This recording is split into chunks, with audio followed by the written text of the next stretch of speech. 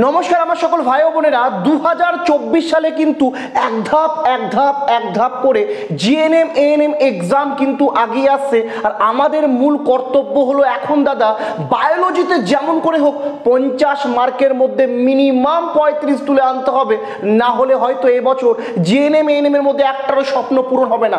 তো লক্ষ্য যখন আমাদের এখন বায়োলজিতে 35 মার্ক নিয়ে আসা, তাই প্রত্যেকটা অধ্যায়ও আমাদের কিন্তু কর্তব্য হবে ভালো করে অধ্যয়ন করা। প্রত্যেকটা অধ্যায়ে কি কি পার্ট থেকে এএনএম জিএনএম এক্সামের প্রশ্ন আসে সেগুলো ভালোভাবে অধ্যয়ন করা। আজকে আমাদের টপিক হলো হৃৎপিণ্ডের গঠন। আর আমি তোমাকে বলতে চাই রক্ত সংবহন অধ্যায়ের মধ্যে কিন্তু এই হৃৎপিণ্ডের গঠন খুবই গুরুত্বপূর্ণ চ্যাপ্টার রূপে কিন্তু উঠে আসে। এক্স্যাক্টলি আমরা রক্ত সংবহন পড়তে গিয়ে উদ্ভিদ রক্ত সংবহন, প্রাণী রক্ত সংবহন, উদ্ভিদের সংবহনের প্রধান এককটি হচ্ছে জল আর প্রাণীদের হচ্ছে রক্ত, এটা পরে রক্ত সংবহন ছেড়ে দিই। ভুল কথা। প্রাণী রক্ত সংবহন পড়ার সময় আমাকে হৃৎপিণ্ডের গঠন ভালো করে অধ্যয়ন করতে হবে। এই হৃৎপিণ্ডের ব্যাপারে যদি আমার নলেজই না থাকে তাহলে কিন্তু হতে পারে পরীক্ষায় আসা 2 থেকে 3টে কোশ্চেন এবছর তুমি ছেড়ে আসতে যাচ্ছ। ছাড়তে চাও না? পাস করতে যাও তো এবছর? ইচ্ছা আছে তো? তো যখন তোমার মনের মধ্যে ইচ্ছা আছে যে এবার পাস করবে, সেহেতু তোমাকে কিন্তু এখন হৃৎপিণ্ডের গঠন ভালো করে দেখতে হবে। চলো এখন কিন্তু আমরা হৃৎপিণ্ডের গঠন টপিক নিয়ে একটু আলোচনা করে নিই। হৃৎপিণ্ডের গঠন পড়তে গিয়ে সবার আগে কিন্তু আমাকে হৃৎপিণ্ডের গঠন বা স্ট্রাকচার অফ হার্ট নিয়ে কিন্তু আলোচনা করতে হবে। কারণ এখানে কিন্তু আমাকে দেখতে হবে যে হৃৎপিণ্ড বক্ষ গহ্বরের বাম দিকে, এক্স্যাক্টলি বক্ষ গহ্বরের কোন দিকে? বাম দিকে। কোন সাইডে? বাম দিকে। তুমি আবার বলো না দাদা আমার ডান সাইডে ব্যথা করছে, মনে হচ্ছে হার্ট অ্যাটাক আসবে। হার্ট তো আর ডান সাইডে নয়, কোথায় আছে? বক্ষ গহ্বরের কোন দিকে আছে? বক্ষ গহ্বরের বাম দিকে আছে, এবং যেটি দুটি ফুসফুসের মাঝখানে অবস্থিত। ভালো করে বুঝবে হৃৎপিণ্ড কোথায়। দেখো আমাদের দুই ছাতির মাঝখানে কিন্তু হৃৎপিণ্ডের অবস্থান, তবে একটু কোন দিকে? বাম দিকে হেলে। এবার কি বলছে দেখি তো, একটি ত্রিকোণাকার ফাঁপা অঙ্গ। হৃৎপিণ্ড একটি ত্রিকোণাকার ফাঁপা অঙ্গ, এক্স্যাক্টলি ফাঁপা অঙ্গ। তারপর কি বলছে দেখি তো, এটি হৃৎপেশি নামক একটি বিশেষ ধরনের অনৈচ্ছিক পেশি দিয়ে গঠিত। হৃৎপিণ্ড পেরিকার্ডিয়াম নামক পাতলা পর্দা দিয়ে আবৃত থাকে। ভালো করে নোট ডাউন করো। এই যে তোমার সামনে যে পয়েন্টটা উঠে আসলো না, এই যে হৃৎপিণ্ড কি নামক একটা পর্দা দ্বারা আবৃত, পরীক্ষায় অনেকবার এসছে। এই তো লাইন বাই লাইন যখন আমরা পড়ব, সেই লাইন থেকে কি প্রশ্ন আসে সেটাই তোমাদের কাছে তুলে দেওয়া আমার কর্তব্য। কারণ এবছর তোমাকে পরীক্ষায় পাস করতেই হবে। তো পয়েন্টটা কি বলেছে দেখি তো, পয়েন্টটা বলেছে হৃৎপিণ্ড পেরিকার্ডিয়াম নামক পাতলা পর্দা দ্বারা আবৃত। আশা করি তুমি নোট ডাউন করে নিয়েছো। খাতা কলম নিয়ে বসবে, যখনই আমার ভিডিও দেখবে খাতা কলম নিয়ে বসবে, কারণ এই বছর তোমাকে পাস করতে হবে। আর পাস ওই মনে মনে পড়ে আর মুখে মুখে দেখে বা চোখ দিয়ে একবার টুক করে দেখে নিলাম, ক্যামেরার মতো ফটো তুলে নিলাম হবে না। তোমাকে অধ্যয়ন করতে হবে, লিখে অধ্যয়ন করতে হবে, নোট ডাউন করে নিবে। হৃৎপিণ্ড কি ধরনের পর্দা দ্বারা আবৃত? পেরিকার্ডিয়াম নামক পাতলা পর্দা দ্বারা আবৃত। কি বলছে দেখি, হৃৎপিণ্ডের যে প্রাচীর থেকে 3টি স্তর। হৃৎপিণ্ডের এক্স্যাক্টলি প্রাচীরে কটি স্তর থাকে? 3টি। ভালো করে বুঝো হৃৎপিণ্ড কটি স্তর দ্বারা গঠিত? 3টি। চলো দেখি তো 3টি স্তর কি কি। একটা হচ্ছে বহিস্তর, বা এই বহিস্তরের অপর একটি নাম হচ্ছে এটাকে বলে এপিকার্ডিয়াম। একটা হচ্ছে মধ্যস্তরের অপর একটা নাম আছে, কি নাম আছে? মায়োকার্ডিয়াম। এবং একটা হচ্ছে অন্তঃস্তরের আবার একটা নাম আছে যেটা হচ্ছে এন্ডোকার্ডিয়াম। ক্লিয়ার হয়েছে? আবার বলি হৃৎপিণ্ড কটা স্তর দ্বারা গঠিত? 3টি। কয়টি? 3টি। মনে মনে বলবা হৃৎপিণ্ড কটা স্তর দ্বারা গঠিত? 3টি। কি কি? প্রথমটা হচ্ছে বহিস্তর, যেটাকে আমরা কি বলছি? এপিকার্ডিয়াম। তারপর হচ্ছে মধ্যস্তর, যেটাকে বলছি মায়োকার্ডিয়াম। তারপরটা হচ্ছে অন্তঃস্তর, যেটাকে আমি বলছি এন্ডোকার্ডিয়াম। আশা করি তোমার কোনো অসুবিধা নেই। এইবার আমরা দেখব হৃৎপিণ্ড কিভাবে কাজ করছে বা কি করছে হৃৎপিণ্ড তার পরবর্তী জায়গায়, যেখান থেকে এই বছর অন্তত এএনএম জিএনএম এ কোশ্চেন আসতে পারে। দেখো এর পরবর্তী পয়েন্ট বোঝার আগে আমি তোমাকে সিম্পল কিছু কথা বলতে চাই। একাধিক প্রাণীর মধ্যে কিন্তু হৃৎপিণ্ডের অবস্থান রয়েছে, এবং একাধিক প্রাণীতে অবস্থিত হৃৎপিণ্ড একাধিক কিন্তু প্রকোষ্ঠযুক্ত। মাথায় আছে তো?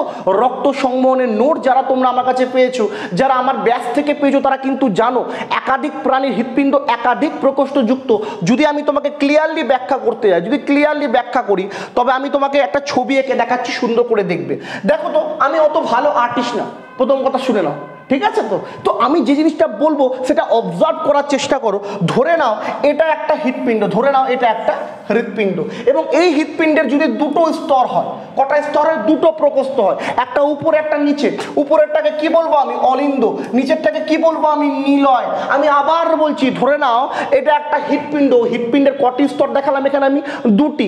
কটি স্তর দেখালাম? দুটি, একটি উপরে একটি নিচে। তো দুটি প্রকোষ্ঠ যদি আমি দেখি, কটি প্রকোষ্ঠ দেখি? দুটি প্রকোষ্ঠ, একটা অলিন্দ একটা নিলয়। তবে এই ধরনের হৃৎপিণ্ড কিন্তু কেবলমাত্র মাছের দেহে লক্ষ্য করা যায়। কার দেহে লক্ষ্য করা যায়? মাছের দেহে। ভালো করে শুনো, আমি অবশ্যই হৃৎপিণ্ড, মানব দেহে হৃৎপিণ্ডের বর্ণনা করব, কিন্তু তোমার আগে এই জিনিসগুলো জানা উচিত। কেন জানা উচিত সেটা পরে পড়ার সময় জানতে পারবে। ভিডিও 10টা সেকেন্ডের জন্য স্কিপ করবে না, 5 সেকেন্ডের জন্য স্কিপ করবে না। প্রত্যেকটা পয়েন্ট কিন্তু তোমার কাছে ইম্পর্টেন্ট। ভালো করে খাতা কলমে নোট ডাউন করে করে পড়ো। আর যদি খাতা কলমে নোট ডাউন না করতে পারো তাহলে এই বছর তোমার জিএনএম স্বপ্ন সফল হবে না। যাও, ক্লিয়ারলি বলে দিলাম আমি, খাতা কলমে তোমাকে নোট ডাউন করতে হবে আর এই পয়েন্টগুলো লিখতে হবে। পরীক্ষায় প্রশ্ন আসবে, নিম্নলিখিত কোন প্রাণী দেহে হৃৎপিণ্ডে কেবল দুটি প্রকোষ্ঠ রয়েছে? তখন তোমার এই ছবিটা মনে পড়বে, ওই দাদা ডিমের মতো কি একটা এঁকেছিল, একে যেন কি বলছিল, উপরে অলিন্দ নিচে নিলয়, কার যেন নাম দিচ্ছিল, ছিল জিনিসটাকে মাছ। মাছের দেহে কটা প্রকোষ্ঠ? দুটা। কটা? দুটা। উপরে অলিন্দ নিচে নিলয়। আচ্ছা দাদা, আপনি মাছ বললেন, আর কি কোনো প্রাণীর আপনি উদাহরণ দিতে পারবেন? কেন পারবো না, চলো আমি তোমাকে সিম্পলি আরেকটা প্রাণীর কথা বলছি। দেখো, সেম আরেকটা আমি হৃৎপিণ্ড আঁকলাম, আর এবার গল্প উপরে একটা আর নিচে আমি ব্যবস্থা করে দিলাম একটা, উপরে করে দিলাম দুটো। দেখো কটা প্রকোষ্ঠ করলাম হৃৎপিণ্ডের? তিনটা। কয়টা? তিনটা। ভালো করে দেখো, একটা দুইটা তিনটা প্রকোষ্ঠ হৃৎপিণ্ডের থাকলো। এইবার যদি আমি তোমাকে ব্যাখ্যা করতে যাই, এই ধরনের প্রকোষ্ঠ কটা? এটার নাম কি? অলিন্দ। এটার নাম কি? অলিন্দ। এটার নাম কি? নিলয়।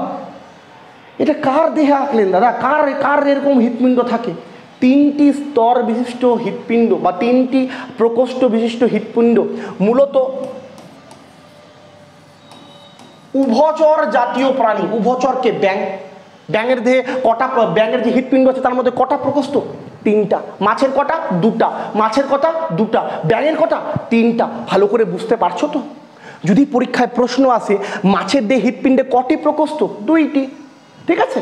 এবার যদি পরীক্ষায় প্রশ্ন আসে ব্যাঙের দেহে হৃৎপিণ্ডে কটি প্রকোষ্ঠ? তিনটি। এবার ব্যাঙ ছাড়া একাধিক উভচর প্রাণীর কথাও এখানে বলা যায়। এইবার তুমি যদি স্তন্যপায়ী পক্ষী শ্রেণী অথবা মানুষের কথা বলো, যে দাদা অনেক হলো ব্যাঙ আর মাছ, আপনি আমার কথা বলুন, আমি মানুষ, আমার দেহে কটা প্রকোষ্ঠ? ভালো করে বুঝো। তাহলে আমি এখানে সুন্দর করে আরেকটা ডিম এঁকে নিচ্ছি, ধরে নিয়ে এটা একটা হৃৎপিণ্ড।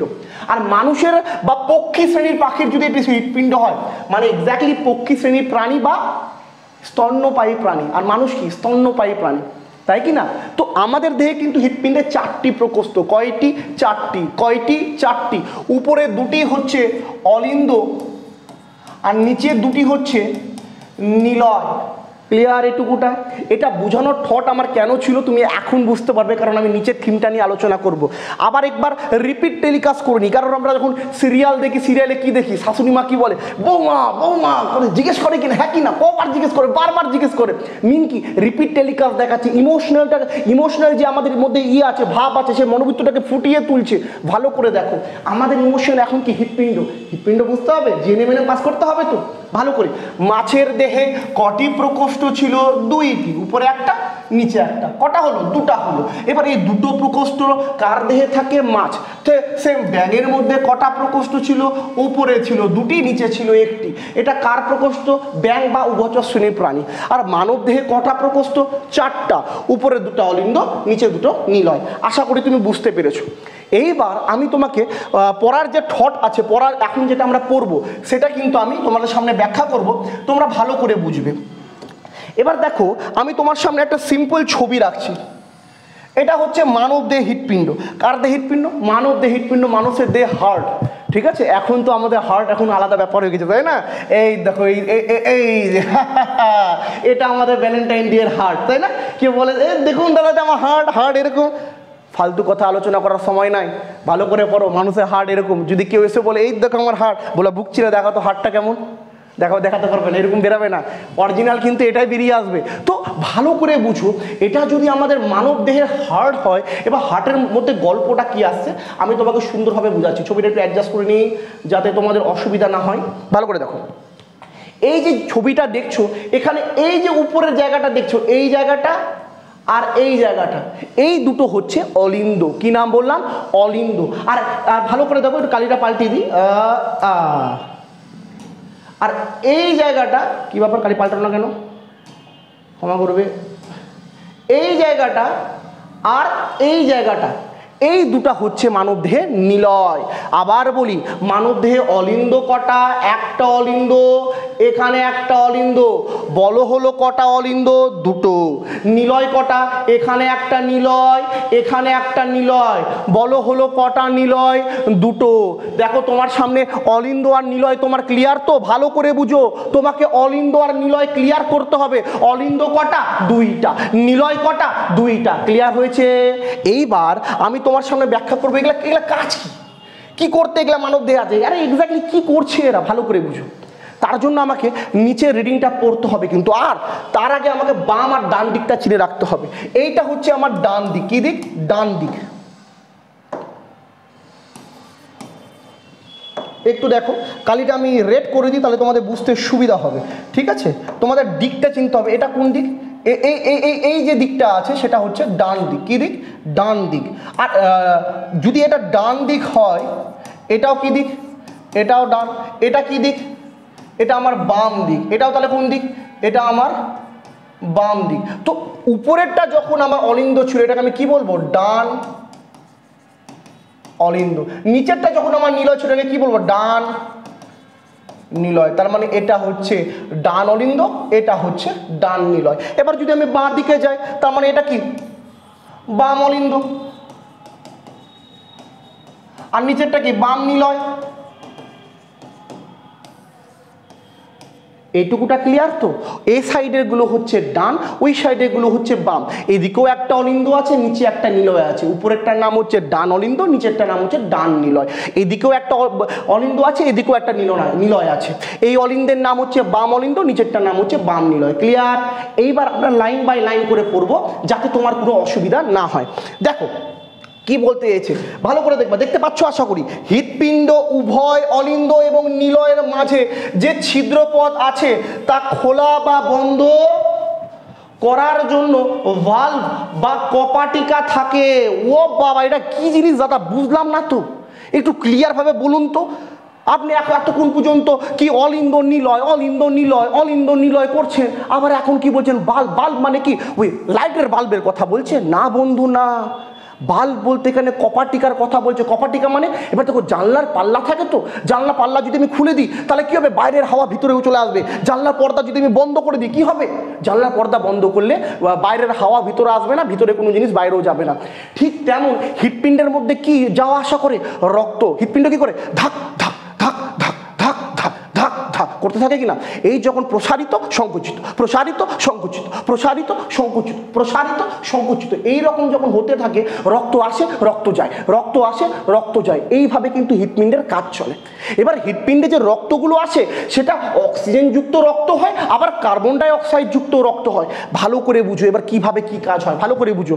তো আমি দেখলাম এই একটা হৃৎপিণ্ড ছিল, এবং এই হৃৎপিণ্ডের মধ্যে গল্পটা কি হলো? হৃৎপিণ্ডে গল্প হলো যে নাকি সেটা সংকুচিত প্রসারিত হয়, এবং তার মাঝখানে কি থাকে? একটা কপাটিকা থাকে বা ভালভ থাকে। কপাটিকাটা কোথায়? এই জায়গাটা একটা কপাটিকা থাকে, দেখতে পাচ্ছ তো?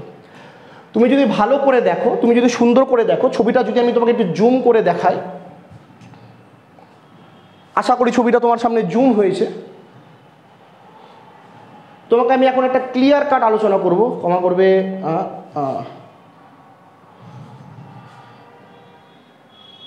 তোমাকে আমি একটা ক্লিয়ার কাট আলোচনা করে বুঝাবো যাতে তোমার কোনো রকম অসুবিধা না হয়। সিম্পল একটা থিম। এই যে তুমি জিনিসটা দেখতে পাচ্ছ হৃৎপিণ্ড, এই হৃৎপিণ্ডে দেখতে পাচ্ছ এই জায়গাটা দিয়ে কিছু একটা আসছে, দেখো তীর চিহ্ন আছে, কিছু একটা আসছে। আবার দেখো তো এই জায়গাটা দিয়ে কিছু একটা আসছে, কিছু একটা আসছে আবার যাচ্ছে। তুমি যদি ভালো করে লক্ষ্য করো, সুন্দর করে দেখো, তাহলে এখানে তুমি দেখতে পারবে একটা বিশেষ পর্দা আছে। কি আছে? বিশেষ একটা পর্দা। এই যে দেখো এখান দিয়ে একটা এসছে, এই যে দেখো এখান দিয়ে একটা এসছে, আবার দেখো এই দেখো এখান দিয়ে একটা এসছে, আবার দেখো এই দেখো এখান দিয়ে একটা এসছে।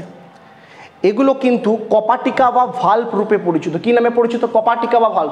এগুলা সময় মতো বন্ধ হয়, সময় মতো খুলে যায়, সময় মতো বন্ধ হয়, সময় মতো খুলে যায়। কারণ কি? কারণ হৃৎপিণ্ডের মধ্যে এত রক্ত সঞ্চালনটা ভালোভাবে হতে পারে। কি হয় ভালো করে দেখো, ডান অলিন্দ এবং ডান নিলয়ের মধ্যবর্তী ছিদ্রপথ 3টি পাল্লা বিশিষ্ট ট্রাইকাসপিড ভাল্ব দিয়ে সুরক্ষিত হয়। ভালো করে বুঝো, ট্রাইকাসপিড ভাল্ব কোথায় থাকে? এই যে ডান অলিন্দ আর এই যে ডান নিলয়। আবার বলছি, পরীক্ষায় প্রশ্ন এসছে, রেলে এসছে, এসএসসিতে এসছে, ডাব্লিউবিসিএস এসছে, পিএসসিতে এসছে। ইম্পর্টেন্ট কোশ্চেন, নোট ডাউন করবা। কি আসছে? যদি বলে ডান অলিন্দ ও ডান নিলয়ের মাঝখানে এই যে কপাটিকাটা আছে, কই কপাটিকা দাদা? এই দেখো কপাটিকা, এইটা একটা আর এই দেখো এটা একটা। এটা কটা পাল্লা বিশিষ্ট? এটা এক্স্যাক্টলি 3টা পাল্লা বিশিষ্ট। আর যেহেতু 3, তাই একে আমি কি বলবো? বলবো ট্রাইকাসপিড ভাল্ব। কি বলবো? Tricuspid valve. পরীক্ষায় আসতে পারে, নিম্নলিখিত কোন দুটি অলিন্দ নিলয়ের মাঝখানে ট্রাইকাসপিড ভাল্ব এর অবস্থান করে? অ্যান্সার করতে হবে, ডান অলিন্দ আর ডান নিলয়ের মাঝখানে ট্রাইকাসপিড ভাল্ব এর অবস্থান করে। ঠিক আছে দাদা, বুঝলাম। এবার কি বলছে? একইভাবে বাম অলিন্দ এবং বাম নিলয়ের মাঝখানে 2টি পাল্লা বিশিষ্ট বাইকাসপিড ভাল্ব এর অবস্থান হয়। ও দাদা, মানে এখানে যেমন ট্রাইকাসপিড আছে, এখানে কি বাই। আচ্ছা দাদা, এটা তো আপনি বললেন 3টা নাকি বলে পাল্লা বিশিষ্ট, 3টা পাল্লা আছে, গেট বন্ধ হয় গেট খুলে। এখানেও বলছেন গেট বন্ধ হয় গেট খুলে, কিন্তু নাম তো এটার বাই। কি বলছে? Bicuspid valve. তো বাইকাসপিড ভাল্বের মধ্যে কটা পাল্লা? এক্স্যাক্টলি বাইকাসপিড ভাল্বের মধ্যে কিন্তু আবার 2টো পাল্লা। কটা পাল্লা? এখানে এখানে আবার হচ্ছে 2টো পাল্লা। আর এই 2টো পাল্লা থাকার কারণে এর একটা নাম আছে। নামটা কি? বাইকাসপিড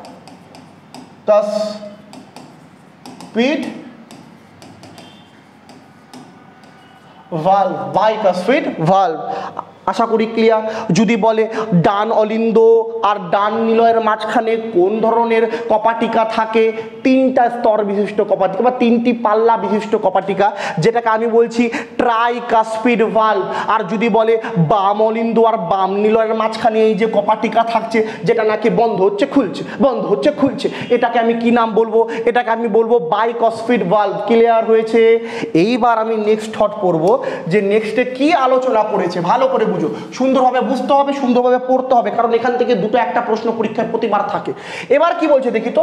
এবার বলছে এই যে বাইকাসপিড ভাল্ব এর অপর একটা নাম আছে, আর এরা কিন্তু খুব খচ্চর হয়ে গেছে ডাব্লিউবিপি বোর্ড। ভালো করে শুনো ভাই আর বোনেরা, তুমি পশ্চিমবঙ্গের যে রাজ্য থেকে আমার ভিডিও দেখো, ভালো করে শুনো। পশ্চিমবঙ্গের ডাব্লিউবি যেই বোর্ড আজকাল খুঁটিনাটি প্রশ্ন তুলে ধরছে, তো এগুলো তোমাকে অবজার্ভ করতে হবে। এই যে বাইকাসপিড ভাল্ব আছে, এর অপর একটা নাম হচ্ছে মাইট্রাল ভাল্ব। ঠিক আছে, মাইট্রাল ভাল্ব নামেও কিন্তু এই বাইকাসপিড ভাল্ব পরিচিত। এবার বুঝো, এই দিয়ে সুরক্ষিত থাকে মহাধমনী ও ফুসফুসীয় ধমনীর মুখে অর্ধচন্দ্রাকার কপাটিকা থাকে। এবার যদি আমি বলি তোমাকে, এই যে হৃৎপিণ্ডের মধ্যে রক্ত আসে, রক্ত যায়, সংকুচিত হয়, প্রসারিত হয়, রক্ত আসে, রক্ত যায়, এগুলা কার মাধ্যমে যাওয়া আসা করে? এটা মহাধমনী আর মহাশিরার মধ্যে দিয়ে যাওয়া আসা করে। দাদা, মহাধমনী কোনটা, মহাশিরা কোনটা? ভালো করে দেখো। যদি তুমি এই জায়গাটা লক্ষ্য করো, এই যে 3টা দেখতে পাচ্ছ, এখান দিয়ে রক্ত কি হচ্ছে? রক্ত দেহের সমগ্র স্থানে বেরিয়ে যাচ্ছে। মহাধমনীর মধ্যে দিয়ে অক্সিজেন যুক্ত রক্ত সমগ্র দেহের মধ্যে চলে যাচ্ছে। তোমার পায়ের নখ থেকে মাথা অবধি যাবতীয়, হাত পা পিঠ যাবতীয় অঙ্গে রক্ত, অক্সিজেন যুক্ত রক্ত কার মাধ্যমে? হৃৎপিণ্ড থেকে চারিদিকে ছড়িয়ে পড়ে গোটা দেহের মধ্যে। অ্যান্সার করতে হবে মহাধমনীর মাধ্যমে। আর মহাশিরা কই? এই যে দেখো মহাশিরা। মহাশিরা 2টো রয়েছে, একটা নিম্ন মহাশিরা, একটা ঊর্ধ্ব মহাশিরা। একটা নিম্ন মহাশিরা, একটা ঊর্ধ্ব মহাশিরা। ঊর্ধ্ব ও নিম্ন মহাশিরা দিয়ে মূলত কার্বন ডাই অক্সাইড যুক্ত রক্ত হার্টের মধ্যে কিন্তু প্রবেশ করে। যাই হোক, নেক্সট পয়েন্টটা দেখি। এদের অবস্থানের ফলে পাম্প করা রক্ত একই দিকে চলে এবং এক ফোঁটাও রক্ত উল্টো দিকে ফিরে আসতে পারে না। এই কপাটিকাগুলো থাকার জন্য দেখো, যখনই রক্ত এখান দিয়ে প্রবেশ করবে নিচের দিকে, যেই প্রবেশ করবে না, এই কপাটিকাটা বন্ধ হয়ে যাবে। ওই যে ব্রেকআপের পর আমি তোমাকে ভুলে গেছি, লাইফে আর তোমাকে আসতে দিব না, যেই এখানকার যেই বাম অলিন্দ থেকে রক্ত বাম অলিন্দের সঙ্গে ব্রেকআপ করে নিলয়ের কাছে চলে যাবে, অরিন্দ বলবে আমাকে ছেড়ে গেলি তো, তোকে লাইফে আমি আর ফিরিয়ে আনবো না, লে আমার মন তোর জন্য বন্ধ হয়ে গেল। মানে কপাটিকা কী হয়ে গেল? বন্ধ হয়ে গেল, আর কিন্তু ফিরে আসতে পারে না। কপাটিকা গেলা কাজই এটা যে অলিন্দ থেকে রক্ত যখনই নিলয়ে যাবে, নিলয় থেকে যাতে ফিরে না আসে। ক্লিয়ার হয়েছে? আশা করি এটুকুটার মধ্যে কোনো তোমার অসুবিধা নাই। স্ক্রিনশট তুলে নাও। স্ক্রিনশট তুলে নিয়েছো। এবার তোমাকে আমি একটা সিম্পল জিনিস বলছি, ভালো করে বুঝবা। এই যে আমাদের অলিন্দ আর নিলয় আছে না, এই যে অলিন্দ আর নিলয় আছে, নিলয়ের এক্স্যাক্টলি কাজ কি জানো? নিলয়ের কাজ হচ্ছে রক্তকে পাম্প করা, উপরের দিকে ঠেলে দাও। কি করে দেওয়া? ঠেলে দাও। উপর থেকে রক্ত আসলো, লে ঠাস, উপর থেকে রক্ত আসলো, লে ঠাস। তো এই যে ঠেলে দিচ্ছে, এই ঠেলে দেওয়াটা কার কাজ বলো তো? নিলয়ের কাজ। বুঝতে পারছি তো ব্যাপারটা? এবার নিলয় যখনই রক্ত ঠেলে দেয় তখন কিন্তু মহাধমনির মধ্যে দিয়ে রক্ত দেহের মধ্যে চারিদিকে ছড়িয়ে যায়। এখান দিয়ে যখনই নিলয় ঠেলে দেয় তখনই কিন্তু আবার এই যে ফুসফুসীয় ধমনির মধ্যে দিয়ে রক্ত ফুসফুসের মধ্যে চলে আসে, এখানে এসে পিউরিফাই হয়, আবার সমস্ত দেহের মধ্যে ছড়াতে হৃৎপিণ্ডে সাহায্য করে। ক্লিয়ার হয়েছে? এবার আমরা হৃৎপিণ্ডের নেক্সট পয়েন্টটা দেখি, যেখান থেকে পরীক্ষায় প্রশ্ন আসে। এবার কিন্তু আমরা হৃৎপিণ্ডের মধ্যে যে রক্ত সঞ্চালন হচ্ছে যে পদ্ধতিতে, সেটা নিয়ে কিন্তু আমরা আলোচনা করব। এবার ভালো করে লক্ষ্য করো, ভালো করে দেখবে কিন্তু। দেখো কি বলছে, হৃৎপিণ্ডের মধ্যে অবিরাম সংকোচন প্রসারণের মাধ্যমে সারা দেহের মধ্যে রক্ত সঞ্চালন পদ্ধতি কিন্তু অব্যাহত থাকছে। হৃৎপিণ্ড ধক ধক ধক ধক ধক ধক ধক ধক ধক ধক, এই যে পদ্ধতি হচ্ছে কেন, এই যে হার্টবিট, হৃদস্পন্দন, এই ধাক ধাক, সংকোচন প্রসারণ, সংকোচন প্রসারণ, সংকোচন প্রসারণ, এর ফলে কিন্তু আমাদের সমগ্র দেহের মধ্যে কিন্তু রক্ত চলাচল করছে। বুঝতে পারলাম তো ব্যাপারটা? এই জন্যই কিন্তু রক্ত চলাচল করছে বলেই তুমি ওষুধটা খাও, ওষুধ যায় পেটে, কেটে গেছে আমাদের পা, আর পায়ের মধ্যে দিয়ে কিন্তু পা ওষুধ খেলে কিন্তু ঠিক হয়ে যায়। পায়ের মধ্যে যে ক্ষত আছে ওষুধ খেলে কিন্তু ঠিক হয়ে যায়। কি করে ঠিক হয়ে যায়? এই ওষুধ রক্তের মধ্যে দিয়ে সমগ্র দেহের মধ্যে কিন্তু কি করে? ছড়িয়ে পড়ে। বুঝতে পারছি তো? তাই হৃদস্পন্দন কিন্তু সারা দেহের মধ্যে রক্ত সঞ্চালন পদ্ধতিকে একদম চালিয়ে যাচ্ছে, অব্যাহত রেখে যাচ্ছে। হৃৎপিণ্ডের সংকোচনকে বলা হয় সিস্টোল, আর যদি এটা প্রসারিত হয় বা প্রসারণ ঘটে এটাকে বলা হয় ডায়াস্টোল। হ্যাঁ, পরীক্ষা আসবে? আরে বন্ধু পরীক্ষায় এসছে বলেই তো তোমার সামনে রেখেছি। কি বলছে? হৃৎপিণ্ড যদি সংকোচন ঘটে, হৃৎপিণ্ড ঠাক সংকোচন হয়ে গেল, ধাক, দেখেছো সংকুচিত হয়ে গেল, ছোট হয়ে গেল, সংকুচিত হয়ে গেল, এটাকে বলবো আমি সিস্টোল। কি বলবো একে আমি? সিস্টোল। আর যদি প্রসারিত হয়, ধাক, প্রসারিত হয়ে গেল, ধাক, কি বলবো এটাকে আমি? এটাকে আমি বলবো ডায়াস্টোল। তো সিস্টোল, ডায়াস্টোল, ধাক ধাক ধাক ধাক, সিস্টোল ডায়াস্টোল, সিস্টোল ডায়াস্টোল। মুখস্থ হচ্ছে তো? কি বলো? সংকুচিত সিস্টোল, প্রসারিত ডায়াস্টোল, সংকুচিত সিস্টোল, প্রসারিত ডায়াস্টোল। তোমাকে বোঝানোর জন্য বলছি, এমএসসি করে এখানে নাচ করার জন্য আমি নাই। ভিডিওটা দেখে যদি তোমার ভালো লাগে লাইক করো, কমেন্ট করো, কারণ 100টা কমেন্ট হলে পরবর্তী ভিডিও আমি দিব। আগের ভিডিওতে 100টা কমেন্ট আজকে পূরণ হয়েছে, তাই আমি আজকে ভিডিও দিচ্ছি। এই ভিডিওতে যদি 100টা কমেন্ট কালকেই পূরণ হয়, কালকে আমি আবার ভিডিও দিব।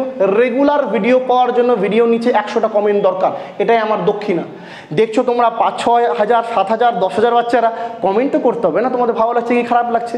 তোমাদের জন্যই তো বানাচ্ছি। তো ভালো করে বুঝো, হৃৎপিণ্ড ঢাক সংকুচিত, কি বলবো? সিস্টোল, প্রসারিত ঢাক, কি বলবো? ডায়াস্টোল। তো সিস্টোল ডায়াস্টোল, সিস্টোল ডায়াস্টোল, এইরকম যখন হতে আছে এটাকে কিন্তু আমি হৃদস্পন্দন বা হার্টবিট বলবো। কি বলবো এটাকে আমি? হৃদস্পন্দন বা হার্টবিট। বুকে হাত দিয়ে দেখবা ধাক ধাক ধাক ধাক ধাক ধাক করছে। অনেক বয়ফ্রেন্ড বলে তার গার্লফ্রেন্ডকে, তোমার জন্যই আমার হার্টবিটটা চলছে, তুমি না থাকলে এটা বন্ধ হয়ে যাবে। আরে বন্ধ হবে রে পাগলা, উল্টে মরে পড়ে যাবি। হার্টবিট, সিস্টোল আর ডায়াস্টোল যদি বন্ধ হয়ে যায় না, ওখানে উল্টে ওখানে ক্যালমাসাস হয়ে গেল, তখন বলতে থাকিস যে তুমি আছো তাও জন্য হার্টে কেন ব্যথা করছে, তোমার প্রবলেম হয়ে গেছে, যাও ডাক্তারকে দেখাও। ক্লিয়ার হচ্ছে তো ব্যাপারটা? এই বছর চাকরি তোমাকে পেতে হবে, কারো অপেক্ষা করলে হবে না। দাদা ওকে ছাড়া তুমি বাঁচবো না, এগুলো করলে হবে না বোন বা ভাই আমার, তোমাকে পাস করতে হবে। এ জীবনে কোনো রিলেশনশিপ তখনই টিকে থাকবে যখন তুমি সেই রিলেশনশিপ টিকানোর জন্য একটা গভর্নমেন্ট চাকরি পেয়ে নিজেকে স্ট্যাবলিশ করবা, নিজেকে নিজের পায়ে দাঁড়াবা। এখন তুমি যে পায়ে দাঁড়িয়ে আছো না, সেটা তোমার ক্ষমতা না, তোমার বাবার টাকা, পরিবারের টাকায়। একদিন যখন তুমি নিজের পায়ে দাঁড়াবা, যখন জিএনএম বা এএনএম এর মধ্যে একটা চাকরি তোমার হাতে থাকবে, 30-40 হাজার টাকা করে মাস কামাবে না, পকেটটা এরকম ভরে থাকবে, বাড়ির লোক বলে মাই গড আমার ছেলে বা মেয়ে এসছে। দেখো দেখো, এখন প্রত্যেকটা পরিবারের মেয়ে বাবার বুকে চাপ হয়ে আছে যে মেয়েটার বিয়ে দিতে হবে, কিভাবে বিয়ে দিব, কি যে করি আমি। যেই দিন তুমি জিএনএম পেয়ে যাবা, তখন তোমার বাবাকে এসে বলবে, কি দাদা আপনার মেয়ে নাকি বড় হয়েছে, বিয়ে দিবেন না? কিসের বিয়ে? মেয়ে আমার 3 বছরের ট্রেনিংয়ে গেছে, আসবে নার্স হবে। তখন বাবার গর্বে বুক ফুলে যাবে, তখন তুমি চাপ হবা না। তখন বাবা বলে না না না মেয়ের বিয়ে দিব না। সেম তুমি মেয়ে, সেম তোমার বাবা, সিচুয়েশন কিন্তু সেম না, কারণ সিচুয়েশন তুমি পাল্টিয়েছো, তুমি এই ভিডিওগুলো দেখছো, তুমি সুন্দর করে নোট ডাউন করছো, আর 2024 সালে একটা গভর্নমেন্ট কলেজের সিট তোমার নামে করছো। ভালো করে দেখো নেক্সট পয়েন্ট কি বলছে। তো এই যে হৃৎপিণ্ড, এই যে সিম্পল হৃৎপিণ্ড আমি তোমাকে দেখালাম, এই হৃৎপিণ্ড কি হচ্ছে, সংকুচিত হচ্ছে, প্রসারিত হচ্ছে। সংকুচিত হওয়াকে বলবে সিস্টোল, প্রসারিত হওয়াকে বলবে ডায়াস্টোল। এবার গল্প কি হচ্ছে দেখো তো, অলিন্দ দুটি প্রসারিত হলে শরীরের বিভিন্ন অংশ থেকে রক্ত হৃৎপিণ্ডে প্রবেশ করে। ভালো করে বুঝো, যখনই এই দুটো অলিন্দ, কি বলছে, এই দুটো অলিন্দ, কোথায় গেল রেড কালি, হ্যাঁ এই একটা অলিন্দ আর এই একটা অলিন্দ, দুটো অলিন্দ যখনই কি হবে, প্রসারিত হবে। কি হবে, প্রসারিত, থাক প্রসারিত মানে কি, খুলে যাওয়া, প্রসারিত হবে। দুটি অলিন্দ যখনই প্রসারিত হবে, সমগ্র দেহ থেকে রক্ত কোথায় প্রবেশ করবে, হৃৎপিণ্ডে প্রবেশ করবে। ভালো করে দেখো, পরীক্ষায় প্রশ্ন আসতে পারে, কি প্রশ্ন আসতে পারে, নিম্নলিখিত হৃৎপিণ্ডের কোন দুটি প্রকোষ্ঠের প্রসারণের ফলে সমগ্র দেহ থেকে রক্ত হৃৎপিণ্ডের মধ্যে প্রবেশ করতে শুরু করবে। অ্যান্সার করতে হবে কিন্তু অলিন্দ দ্বয়ের প্রসারণের ফলে। নেক্সট কি বলছে দেখি তো, নেক্সট বলছে আমার সামনে যে ঊর্ধ্ব ও নিম্ন মহাশিরার ভেতর দিয়ে কার্বন ডাই অক্সাইড যুক্ত রক্ত ডান অলিন্দের প্রবেশ করে। আচ্ছা, পরীক্ষায় প্রশ্ন করবে CO2 যুক্ত রক্ত বা ওই কার্বন ডাই অক্সাইড যুক্ত রক্ত কোন অলিন্দের মধ্যে থাকে। এই যে দেখতে পাচ্ছ তো, ডান অলিন্দের মধ্যে আর ডান নিলয়ের মধ্যে কিন্তু কার্বন ডাই অক্সাইড যুক্ত রক্ত থাকে। কি দিয়ে প্রবেশ করে, ডান অলিন্দ বা ডান নীলার মধ্যে কার্বন ডাই অক্সাইড যুক্ত রক্ত কি দিয়ে, বা ডান অলিন্দের মধ্যে, এক্স্যাক্টলি ডান অলিন্দ থেকে তারপরে তো নিলয়ে যাবে, তাই না? তো পরীক্ষায় যদি প্রশ্ন আসে যে কার্বন ডাই অক্সাইড যুক্ত রক্ত নিম্নলিখিত কোন অলিন্দে থাকে, তাহলে অ্যান্সার তো একটাই করতে হবে, ডান অলিন্দে থাকে। আর পরীক্ষায় প্রশ্ন এভাবেও আসতে পারে, ডান অলিন্দের মধ্যে কার্বন ডাই অক্সাইড যুক্ত রক্ত কোথায় দিয়ে প্রবেশ করে, অ্যান্সার করতে হবে মহাশিরা, নিম্ন মহাশিরা আর ঊর্ধ্ব মহাশিরার মধ্যে দিয়ে কিন্তু ডান অলিন্দে প্রবেশ করে। বুঝাতে পেরেছি? নোট ডাউন করছো তো?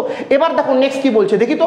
নেক্সট বলছে ফুসফুসীয় বা পালমোনারি শিরার ভেতর দিয়ে অক্সিজেন যুক্ত রক্ত বাম অলিন্দে প্রবেশ করে। এক্স্যাক্টলি ফুসফুসীয় ধমনীর কথা বলছে। এই দেখো, ফুসফুসীয় ধমনীর মধ্যে দিয়ে, সরি ফুসফুসীয় ধমনী কেন বললাম, ক্ষমা করবে, ফুসফুসীয় ধমনী কেন বললাম, এক্স্যাক্টলি কি বলছে, ফুসফুসীয় বা শিরার মধ্যে দিয়ে অক্সিজেন যুক্ত রক্ত বাম অলিন্দে প্রবেশ করে। বাম অলিন্দ কই, এই দেখো বাম অলিন্দ, এই জায়গাটা হচ্ছে না, এটা হচ্ছে বাম অলিন্দ।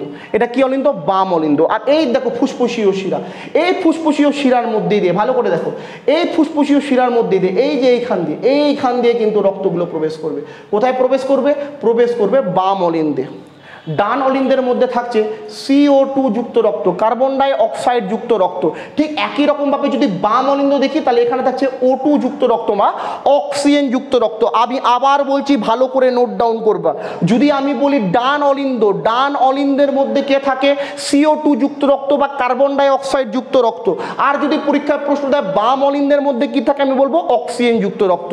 এবার ডান অলিন্দে কার্বন ডাই যুক্ত রক্ত কোন দিক দিয়ে প্রবেশ করে, নিম্ন মহাশিরা, ঊর্ধ্ব মহাশিরা। আর যদি বলে বাম অলিন্দের মধ্যে অক্সিজেন যুক্ত রক্ত কোথায় দিয়ে প্রবেশ করে, অ্যান্সার করতে হবে ফুসফুসীয় শিরার মধ্যে দিয়ে। কার মধ্যে দিয়ে, ফুসফুসীয় শিরার মধ্যে দিয়ে। এটুকুটা ক্লিয়ার? দেখো এবার যদি আমি নেক্সট পার্ট তোমাকে বুঝাতে হয়, নেক্সট পার্ট যেটা বলেছে, কি বলেছে এখানে, যেখানে নিলয় দুটি সংকুচিত হয় তখন ডান অলিন্দ থেকে কার্বন ডাই অক্সাইড যুক্ত রক্ত ফুসফুসীয় ধমনীর মধ্যে দিয়ে ফুসফুসে প্রবেশ করে। ভালো করে বুঝো কি বলছে, যখন নিলয় দুটি সংকুচিত হয়, এই একটা নিলয় আর এই একটা নিলয়, যে দুটো নিলয় সংকুচিত হয়ে যাবে, এরকমভাবে সংকুচিত হয়ে যাবে, ঠিক তখনই কিন্তু কি হবে, তখন ডান নিলয় থেকে কার্বন ডাই অক্সাইড যুক্ত রক্ত, এই যে ডান নিলয়, এই ডান নিলয় থেকে কার্বন ডাই অক্সাইড যুক্ত যে রক্তগুলো আছে, এই যাচ্ছে এই বেরিয়ে গেল। কোন দিক দিয়ে বেরোলো, ফুসফুসীয় ধমনীর মধ্যে দিয়ে বেরোলো। তো কি বলছে, ফুসফুসীয় ধমনীর মধ্যে দিয়ে কোথায় প্রবেশ করবে, ফুসফুসে। ভালো করে বুঝো, এখান থেকে প্রশ্ন আসে, অ্যান্সার করবে যে ডান, ভালো করে বুঝো, অ্যান্সার তখনই করবে যখন কোশ্চেন বুঝতে পারবে। কোশ্চেনটা কি করবে, কোশ্চেন বলবে ডান অলিন্দ থেকে রক্ত কোথায় প্রবেশ করে, ডান নিলয়। এবার ডান নিলয় যখনই সংকুচিত হলো, তখন তো এখানে প্রেসার পড়লো, রক্ত কোথায় যাবে, উপরে উঠবে, যাচ্ছে যাচ্ছে যাচ্ছে যাচ্ছে যাচ্ছে বেরিয়ে গেল। দেখো কোন দিক দিয়ে বেরোলো? ফুসফুসীয় ধমনীর মধ্যে দিয়ে বেরোলো। আর ফুসফুসীয় ধমনীর মধ্যে দিয়ে বেরিয়ে কোথায় যাবে? ফুসফুসীয় ধমনীর মধ্যে দিয়ে বেরিয়ে এবারটা যাবে ফুসফুসে। কোথায় যাবে এটা? ফুসফুসে যাবে। তো কার্বন ডাই অক্সাইড যুক্ত রক্ত কোথায় যায়? CO2 যুক্ত রক্ত ফুসফুসীয় ধমনীর মধ্যে দিয়ে আমাদের ফুসফুসে চলে আসে। ফুসফুস কিন্তু একটা ট্যাঙ্কি মাত্র, ট্যাঙ্কি ছাড়া এটা কিছুই না। এইবার যখন ফুসফুসে গেল তারপর কি বলছে দেখি তো, এখানে রক্ত পরিশোধিত হয়। এই কার্বন ডাই অক্সাইড যুক্ত রক্ত যখন ফুসফুসে এসছে এখানে এটা পিউরিফাই হবে, ফিল্টার হবে, এবং এই কার্বন ডাই অক্সাইড যুক্ত রক্তকে ক্লিয়ার করে ফিল্টার করে কি করবে দেখি তো। ঠিক একই সময় বাম অলিন্দ থেকে অক্সিজেন যুক্ত রক্ত মহাধমনীর মধ্যে দিয়ে সারা দেহের মধ্যে পরিবাহিত হয়। ও তার মানে আপনি বলছেন এই রক্তটা গেল গেল গেল গেল গেল গেল কোথায় গেল? ফুসফুসে গেল। ফুসফুসে কার্বন ডাই অক্সাইড যুক্ত রক্তকে সেটা পিউরিফাই হবে। আর ঠিক একই সময় যখন এই নিলয়টাও সংকুচিত হবে, এই নিলয় সংকুচিত হচ্ছে মানে এটাও তো সংকুচিত হবে। যখনই এই নিলয়টা সংকুচিত হবে এখানে আবার কি রক্ত আছে? এখানে আবার আছে অক্সিজেন যুক্ত রক্ত। কি রক্ত আছে? অক্সিজেন যুক্ত রক্ত, যেটা যাচ্ছে যাচ্ছে যাচ্ছে যাচ্ছে এই দেখো এখান দিয়ে কিন্তু সমস্ত দেহে কি করবে? বেরিয়ে যেতে সাহায্য করবে বা বেরিয়ে যাবে। এই যে বেরিয়ে যাচ্ছে এটা কার মধ্যে দিয়ে বেরোচ্ছে? এটা মহাধমনীর মধ্যে দিয়ে বেরোচ্ছে। আর মহাধমনীর মধ্যে দিয়েই অক্সিজেন যুক্ত রক্ত সমস্ত দেহের মধ্যে কি করবে? ছড়িয়ে পড়বে। ক্লিয়ার হয়েছে? দেখো এবার কি বলছে, উভয় ধমনী অর্ধচন্দ্রাকৃতি কি আছে? কপাটিকাগুলো বন্ধ হয়ে যায়। মানে কি বোঝাতে যাচ্ছে? হৃৎপিণ্ড থেকে যখনই কার্বন ডাই অক্সাইড যুক্ত রক্ত বেরা কি অক্সিজেন যুক্ত রক্ত বেরা, যখনই এগুলো বেরিয়ে যাবে তখন কিন্তু কপাটিকাগুলো কি হয়ে যাবে? বন্ধ হয়ে যাবে। এক্স্যাক্টলি কপাটিকা কি বললাম? জানলার পাল্লার মতো। যখন খুলবা রক্ত সব ভিতরে ঢুকে যাবে, যখন বন্ধ করবা না বাইরে থেকে কিছু ভিতরে ঢুকবে না ভিতর থেকে কিছু বাইরে যাবে। বুঝাতে পারলাম তো? আর এই কপাটিকাগুলো কি হয়ে যায়? যখন রক্ত চলাচল করে নেয়, রক্ত প্রবাহিত হয়ে যায়, তখন কিন্তু বন্ধ হয়ে যায়। এবার কি বলছে দেখি, ফলে কি হয়? রক্ত পুনরায় নিলয়ে ফিরে আসতে পারে না। আর যখনই কপাটিকা বন্ধ হয়ে যাবে সেই রক্ত পুনরায় যদি সেখানে প্রবেশ করার চেষ্টা করে যে না না আমি আর যাব না, আমি পুনরায় নিলয়ের কাছে ফিরে যাবো, যাই আমি নিলয়ের কাছে যাই, যেতে কিন্তু পারবে না। যেতে কেন পারবে না? যেতে এই জন্য পারবে না কারণ কপাটিকা বন্ধ, রক্ত চেলে আর নিলয়ে ফিরে আসতে পারবে না। আর এইভাবে হৃৎপিণ্ড পর্যায়ক্রমে সংকুচিত ও প্রসারিত হয়ে কিন্তু টানা দেহের মধ্যে রক্ত সঞ্চালন করে যাচ্ছে আর নিজের মধ্যে সংকোচন প্রসারণ অব্যাহত রাখছে। সংকুচিত প্রসারিত। আর এইভাবেই কিন্তু হৃৎপিণ্ড আমাদের দেহে রক্ত সঞ্চালন ঘটাচ্ছে। আশা করি তোমার ক্লাসটা ভালো লেগেছে। ভালো লাগলে প্লিজ কমেন্ট করবে। তোমার প্রত্যেকটা কমেন্ট আমার কাছে দক্ষিণাতুল্য। প্রত্যেকটা কমেন্ট ভালো করে কমেন্ট করো। 100 কমেন্ট যদি আজকেই হয় কালকে নেক্সট ভিডিও আসবে। 100 কমেন্ট যদি বিকালের মধ্যে হয় দেন বিকালে আবার নতুন ভিডিও আসবে। ভালো করে যুক্ত রাখো। নতুন হলে চ্যানেল সাবস্ক্রাইব করো। এই বছর তোমাকে পাস করতে হবে মানে পাস করতে হবে। আমরা তোমার সঙ্গে রয়েছি। All the very best 2024 ANM GNM প্রিপারেশনের জন্য।